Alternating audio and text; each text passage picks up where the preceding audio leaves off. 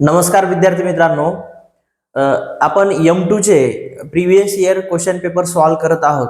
तर ऑलरेडी आपण 2 मार्कचे question solve करून दिलेले आहेत. ज्या विद्यार्थ्यांनी ते व्हिडिओ बघितलेले नाहीत ते व्हिडिओ पहिल्यांदा बघा. त्यानंतर सध्या आपण 4 मार्कचे क्वेश्चन आपण सॉल्व करत आहोत आणि 4 मार्कचे प्रश्न सॉल्व केल्यानंतर आपण 6 मार्कचे प्रश्न सॉल्व करणार आहोत. राईट. तर वन बाय वन आपल्याला हे पूर्ण क्वेश्चन्स बघायचे आहेत. तर नेक्स्ट क्वेश्चन बघा, question number 29. Evaluate integration dx upon 2x plus x log x. Right. मग पहिल्यांदा काय करा, सोल्युशन मध्ये i equals to integration 1 upon हे dx आपण काय करूया, साइडला लिहून घेऊया. 1 upon 2x plus x log x into dx. Right. मग नेक्स्ट काय करा बघा, ह्या ठिकाणी x आणि इथं x, ह्या दोघांमधून x कॉमन काढता येते. राईट. म्हणून काय करायचं, इंटिग्रेशन 1 अपॉन हे x जर कॉमन काढलं समजा आपण, तर हे 2 शिल्लक राहील इथे आणि ह्या ठिकाणी काय शिल्लक राहील, log x dx. log x dx. ठीक आहे. मग आता नेक्स्ट, आता ह्याच्यामध्ये आपल्याला पुट करावं लागेल. तर काय पुट करायचं रे, ज्यांना काय पुट करायचं हे समजलं असेल त्यांनी कमेंट बॉक्स मध्ये कमेंट करून तुम्ही सांगू शकता ह्या ठिकाणी मी काय पुट करणार आहे. राईट. किंवा काय पुट करायचं. ठीक आहे. चला मग पुट काय करणार, put log x equals to t. Right. आणि जे पण व्हॅल्यू आपण पुट करतो त्याचा डेरिव्हेटिव्ह घेतो, differentiate with respect to x. Right. मग डेरिव्हेटिव्ह घ्या, log x चा डेरिव्हेटिव्ह आणि derivative of t. log x चा डेरिव्हेटिव्ह काय येईल, 1/x आणि हे dt अपॉन dx. dx इकडे आणा, 1/x dx equals to dt. ठीक आहे. याला इक्वेशन नंबर 1 नाव द्या. मग ह्या इक्वेशन 1 मध्ये log x equals to t ही व्हॅल्यू पुट करायची, 1/x dx equals to dt ही व्हॅल्यू पुट करायची. राईट. चला पुट करा.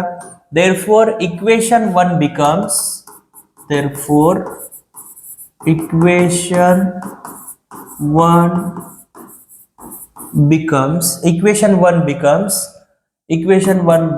integration 1/x dx ला काय लिहिता येते, dt लिहिता येते. बघा 1/x dx ला त्या ठिकाणी काय लिहिता येते, dt. ह्या ठिकाणी बघा 1/x dx ला dt लिहिला, पण हे काहीच नाही म्हणजे काय राहील, न्यूमरेटर मध्ये 1 आणि हे 2 प्लस log x ला काय लिहिता येते, t लिहिता येते. ठीक आहे. मग तुम्हाला आता ह्या ठिकाणी इंटिग्रेशनच्या कोणत्या फॉर्म्युल्याचा यूज करायचा आहे, कोण सांगताय. ठीक आहे. ज्यांना येत असेल त्यांनी कमेंट बॉक्स मध्ये कमेंट करून सांगा ह्या ठिकाणी आपण फॉर्म्युला कोणता यूज करायचा. ठीक आहे. मी सांगतो बघा, integration 1 upon f of x dx. काय फॉर्म्युला आहे, log f of x plus c. ठीक आहे.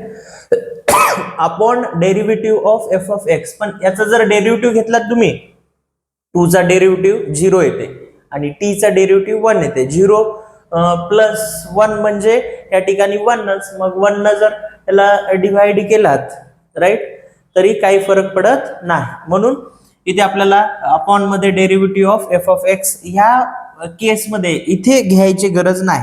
जिथं कुठं घ्यायची गरज पडेल त्या ठिकाणी मी तुम्हाला सांगतो. ठीक आहे.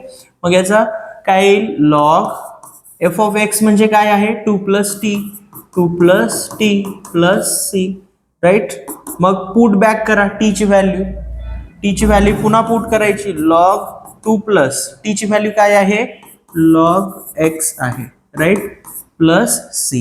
i equals to final answer हे मिळालं. ठीक आहे. तर अशा पद्धतीने तुम्हाला हा प्रॉब्लेम सॉल्व करायचा होता. एकदम इझी आहे. फक्त इथे आपण हे log x equals to put केलं, त्याचा डेरिव्हेटिव्ह घेतलं, इक्वेशन 1 नुसार लिहून घेतलं आणि इंटिग्रेशनच्या फॉर्म्युल्याचा यूज केलं आणि त्याला सॉल्व केलेला आहे. राईट. एकदम इझी आहे. तर हे हा प्रॉब्लेम तुम्ही तुमच्या नोटबुक मध्ये व्यवस्थित लिहून घ्या. त्यानंतर आपण नेक्स्ट प्रॉब्लेम बघू.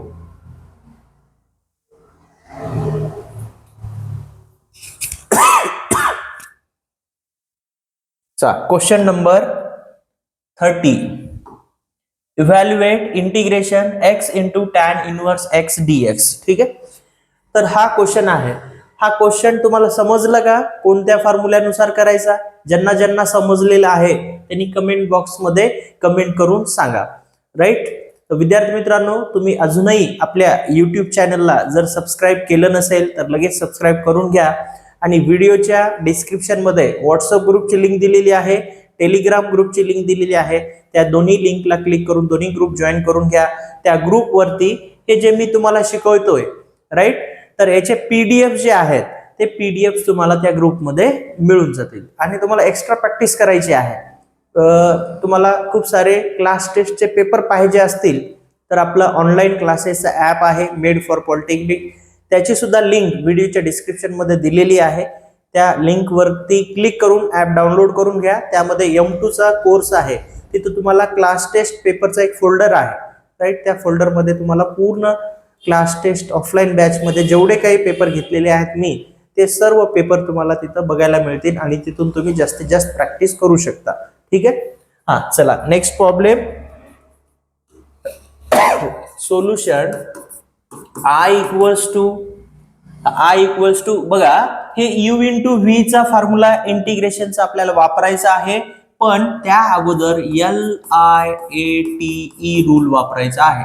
राईट. आता ह्या 5 फंक्शन पैकी तर 2 फंक्शन दिलेले आहेत. ते कोणते 2 फंक्शन आहेत ते ओळखायचं आहे.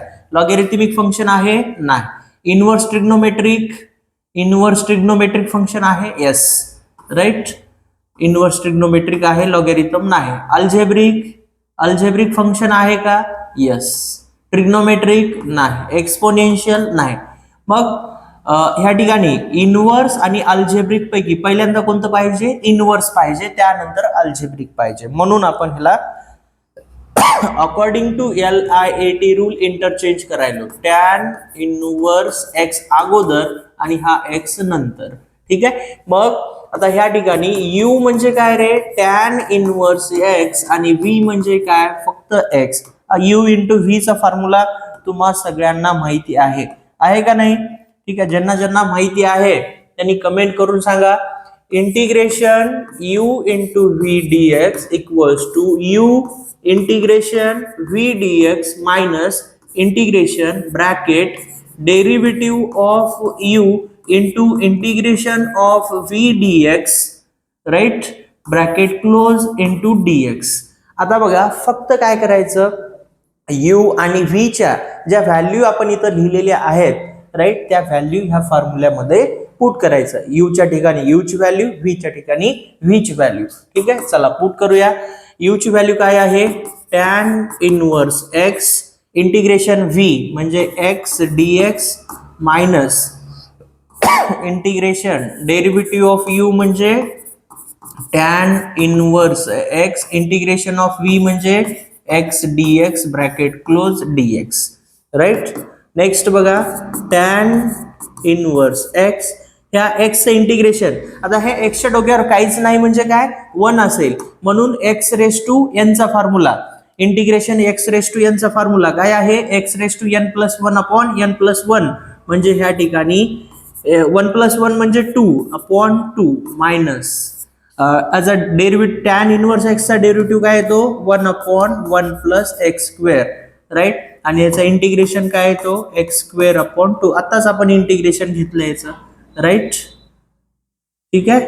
हा, याचा डेरिव्हेटिव्ह घेतलं, याचा इंटिग्रेशन घेतलं, पण ह्या ठिकाणी इथं इंटिग्रेशनचं साइन आहे, राईट. हे मायनस, हे इंटिग्रेशनचं साइन आहे, राईट. इंटिग्रेशन आणि हे dx. ठीक आहे. नेक्स्ट बघा, tan inverse x into x square by 2 minus याचं आता इंटिग्रेशन घेण्याच्या, कारण ह्या दोघांचं इंटिग्रेशन घ्यायचं आहे ना आपल्याला, राईट. म्हणून इथं काय केलं आपण? हे ब्रॅकेटचा यूज केला. मग ह्या ब्रॅकेट मधून काय करा? 1/2 बाहेर घ्या. मग काय शिल्लक राहते? फक्त इथं x square upon 1 plus x square dx. ठीक आहे. मग नेक्स्ट काय करायचं? Tan inverse x into x square by 2 minus 1/2. ठीक आहे. आता बघा इथे ऍडजस्टमेंट करावं लागेल. काय ऍडजस्टमेंट करायचं? न्यूमरेटर मध्ये +1 आणि -1 ची ऍडजस्टमेंट, कारण +1 -1 झिरोच होते. फक्त ऍडजस्टमेंट करायचं आहे आपल्याला. +1 x² - 1 1 + x² dx. ठीक आहे. मग नेक्स्ट सॉल्व करून घ्या. tan इनवर्स x × x²/2 - 1/2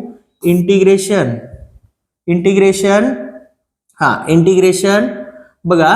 आता इथे काय करा, हे ब्रॅकेट घ्या म्हणजे आपल्याला कन्फ्युजन होणार नाही. राईट. हे 1 + x² upon 1 + x² dx minus integration 1/1 + x² dx. ठीक आहे.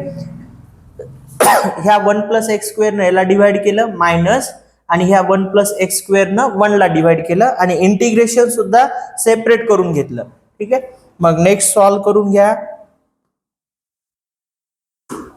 हा बघा next, tan inverse x × x²/2 - 1/2 हे कॅन्सल होऊन जाते. 1 + x², 1 + x² गेट्स कॅन्सल, म्हणजे काय शिल्लक राहिलं? फक्त dx. आणि हे मायनस याचं जर तुम्ही इंटिग्रेशन घेतलात 1/1 + x² चं इंटिग्रेशन काय येते? tan इनवर्स x येते. Right. tan inverse x + c. ठीक आहे. याचं पण इंटिग्रेशन घेऊन टाकू आपण, किंवा इथेच आपण याचं इंटिग्रेशन घेता येते, कारण 1 + x², 1 + x² कॅन्सल झालं. इंटिग्रेशन ऑफ dx काय येते? x. ठीक आहे. tan inverse x